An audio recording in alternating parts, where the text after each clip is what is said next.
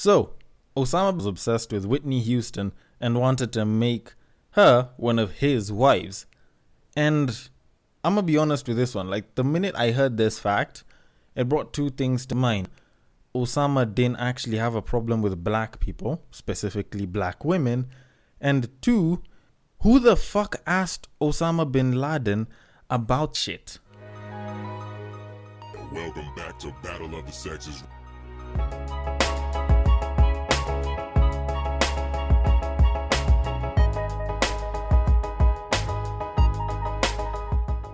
Welcome to Break Time on Westside, your number one break time podcast show, coming to you from Nairobi, Kenya. The man on the mic is Sir Denver B. And before I go any further, I need to start off by saying that there will be a couple of changes. I have officially stopped posting up episodes on IGT. So for those of y'all that wanted to listen in from there, y'all are just going to have to go into Google Podcasts or your other podcast providers. And the main reason behind it was pretty much just because it didn't really make sense. I thought it did earlier on, but it didn't make as much sense. And especially as of the minisodes, it did show me one glaring flaw with it. And that was pretty much the fact that it was just audio with a static image. So once I will return, I will be sure to give you guys updates. And also, if you haven't, you should be following the Instagram at Breaktime on Westside, and you can keep up with all our latest. And anytime there'll be any changes, anytime there'll be new episodes, you will be informed. Now, that being said, this past weekend I was listening. Well, I wouldn't just say I was listening. I pretty much went through a bunch of stories that were just flying online about girlfriends cheating with a best friend or boyfriends cheating with a girl's best friend. And I just have one question. Human beings, earthlings, Kenyans, at least now for the people that are a lot closer to home, the people of my bedroom, why are y'all just eating each other's best friends? Like, usually cheating was something that was reserved for people that were a bit further. But are you going to best friends now? Huh? Because when you actually think about it, your best friend is the one person that you should entrust your girlfriend to, like safety, protection. If there's someone who can speak on your behalf, if there's someone who'll defend you, like that's the person that you entrust. So why the hell are people going for each other's best friends? Although I will admit, best friends usually do tend to be hotter than your girlfriend. So usually if you're going to go for your girlfriend, always make sure her best friend is hot, because this is a fact that's almost been true so many times. But usually I think people usually find that shit out much later on. But that being said, just go back to going for people that were way far, like the people that had zero relation with the two of you, or like the sisters. Although yeah, that one's also a little too close to home. Just ditch that story. Or you can just go for the easiest option ever. Anyways, that being said, I figured I should get that commercial break out of the way, especially considering that I've been seeing so many of these type of story sort of just flying around the internet of late. Now, another story that flew to my side of the internet was a certain message thread, super short one, and it made my blood boil because I've heard such before and it's absolute shit. So a lady texted some guy friend of hers and said, "I only friend zoned you because you're too per." So the guy is sort of surprised and he's like ... that makes no sense. And she replies, "You'd make a better husband than boyfriend, and I wanted to keep you around. If we ever dated and broke up, I'd hate to lose you forever. All girls keep the good ones until the time is right." And that got me thinking, what the fuck is we doing? Like, what are we subjecting ourselves to as men, boy child, male species? This is something that has bothered me. And the funny bit was, I sort of looked at the comments that came along with this post, and when you actually see that there's actually endorsed this and they're like, You can meet the right one at the wrong time and she wants to make sure she works before getting involved with someone. If I would have met my guy 3 years ago, I would have fucked it up. And I listened to that shit and I just call bullshit on it. How dare you try and set me up for the future? Like, this isn't a pre-planned meal. So how is it that you're doing that? And this happens so much to guys in the friend zone because they're told, oh, you know, you're too good for me. Oh, I want to be with you, but I don't want to be with you right now. I'm not in the best spot. Ladies, for those of y'all that are listening, just accept that y'all can't have your cake and eat it all the time. Yet you guys will always complain, you know, you can't have your cake and eat it all the time. Stop cheating. Oh, stop dogging around. Some of y'all actually do this shit a hell of a lot, because I feel as though this is some fucked up sense of validation that you usually look for, because when a guy really, really wants you and a guy really cares for you, they will shoot compliments at you even on a daily basis.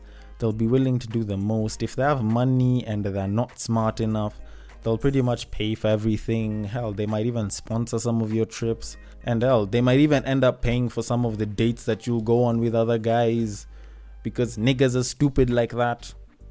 I don't get it. Why the hell do people subject themselves to such shit? And afterwards, the guy will just be told, you know, I really love you, I really care about you, but only as a friend.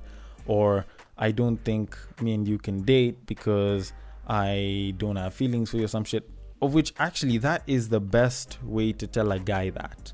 Just tell them that, you know what, I don't have feelings for you, I don't care about you that sort of way, and at least just release them so they can go do their shit. But you tell them, I only think of you as a friend, or I don't want to lose you as a friend. This is some shit that, to be quite honest, really pisses me off, because it's emotional manipulation. You think about it. You tell this guy, I wouldn't want to lose you as a friend, you mean so much to me, I really care about you, but I don't want us to date. Same shorty is probably gonna go and get piped by 10 other niggas, and at some point we'll talk about how she started dating this other guy, and then you'll be like, wait, but I thought that you said that you didn't want to date for a while. Like, oh, you know, it happened in the moment, blah blah blah. You know, women usually have some dumb explanation that some dumbass nigga will end up actually just picking up and believing. Then after that, they will continuously talk about their relationship problems with you, and you'll sit down as a dumbass nigga and you will listen and you will give relationship advice while you're busy hoping that you get your chance with her. I hope I'm making sense for a lot of these guys. Like, this is what the friend zone has seemed like. And I'm saying this not because I've looked in, but because I've been in. Hell, I think I've reached pro levels. I think I've gone to levels where I've been referred to as, you know, you're like a brother to me. I think that is part of the, you know, it doesn't get as bad as this kind of level. Because, you know, like when it gets to family zone, now that's when it becomes super, super bad.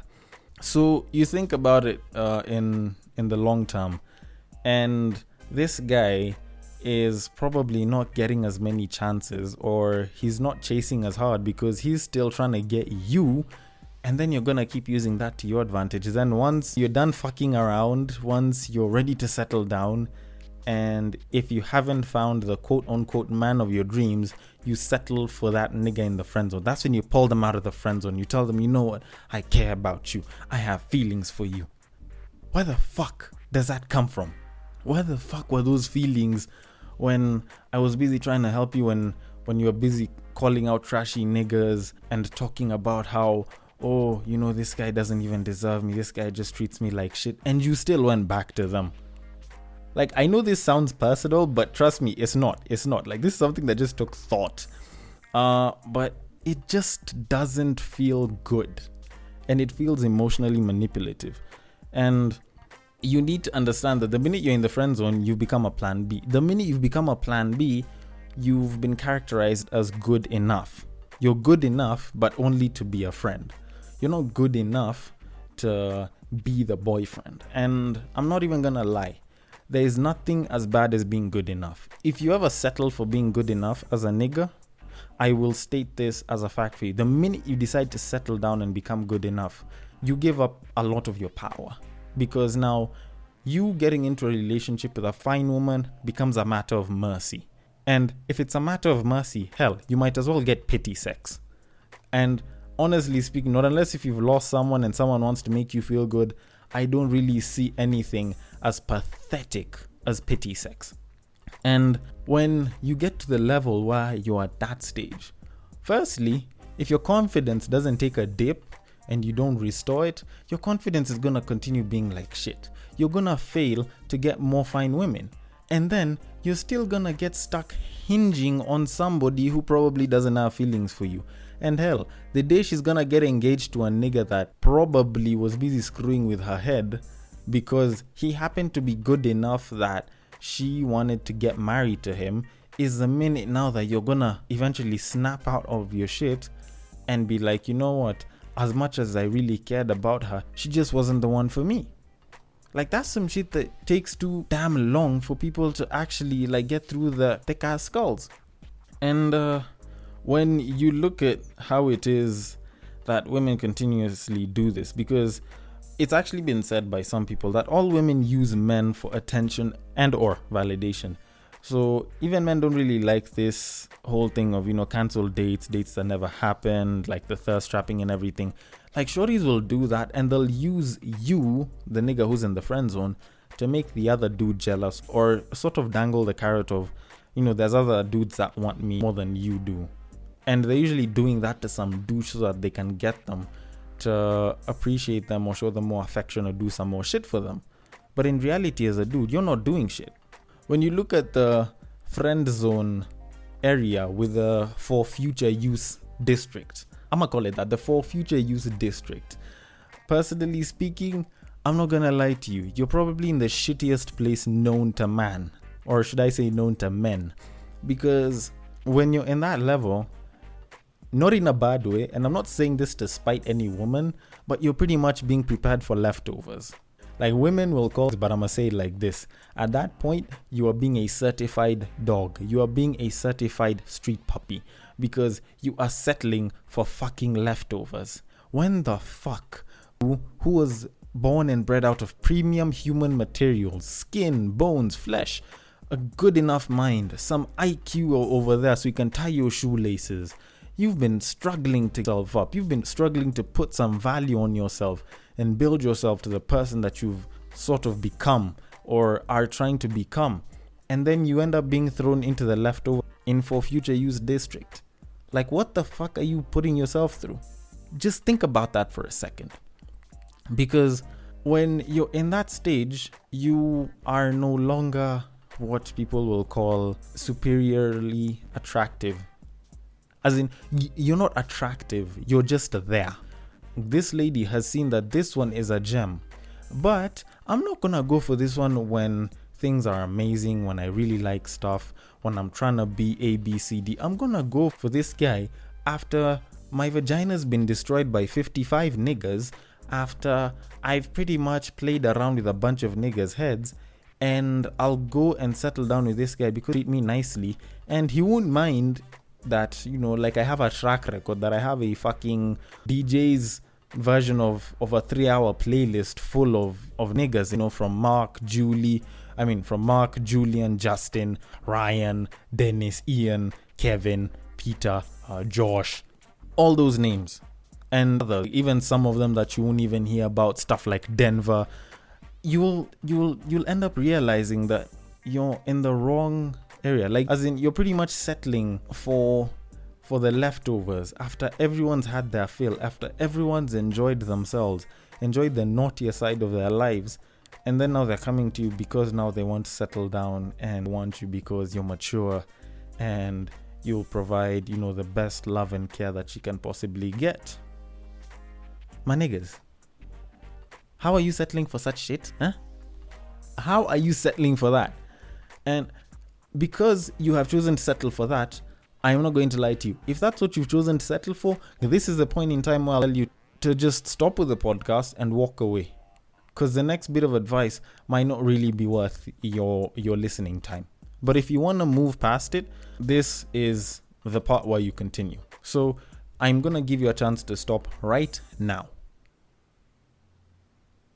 Now, For those of y'all that have chosen that you do not want to stay in the for future use zone, that have chosen to not remain in the friend zone, for those of y'all that want to continue getting these ladies by the numbers, for those who want to live the fullest of your 20s and do not want to be bogged down by friend zones that are pretty much living in the for future use district so that they can pick up 30s when they're starting to run out of time, when they need to produce children, when they want a good husband, quote unquote, as per society standards and shit. If you want to move past that area, this is the time when I will tell you, you know what? End it. You do not need to continue being that if it's been you. And that's just straight facts. Because think about it like this. You are a grown man. You are someone who has gone through certain challenges, become a special kind of person. You've become your own man. You have an identity. You have some level of maturity, I'm hoping. As much as you're a romantic, as much as you might care about someone, you have to sit back and actually realize that, you know what? If this babe really wanted me, then she'd have taken me right now. If he really loved you, then he wouldn't have cheated on you. Use that same exact frame of logic on this whole idea of friend zoning and saving for future use. Do not continue sitting around thinking, you know what? If I go and I try my luck with her again, probably I'll get a chance. Fam, do this. Just cut things off, move on with your life, stop bothering with her, go and chase other fine women. As much as she might look like the prettiest thing, as much as she might look like the finest, the most amazing looking human being on planet Earth, I am not going to lie. Especially when you get into a relationship, that is when you realize that there are fine people on this planet. Regardless of whether you're in Kazakhstan, Malaysia, whether you're in Turkey, whether you're in Casablanca, whether you're in Nairobi, whether you're in fucking Madagascar, for all I care. Real people exist. And that is when you will realize that you have options. But before you even get there, I still need to remind you, you have options. There are tons of women on this planet. And hell, just because one or two people friend-zoned you doesn't mean that the others will continue to friend-zone you. So you might as well continue testing out your chances. And trust me, if you continue going out to holla at very fine women, and hell, friend zone a few of them as well. You don't necessarily have to save them for future use, but it's good to have a few female friends here and there.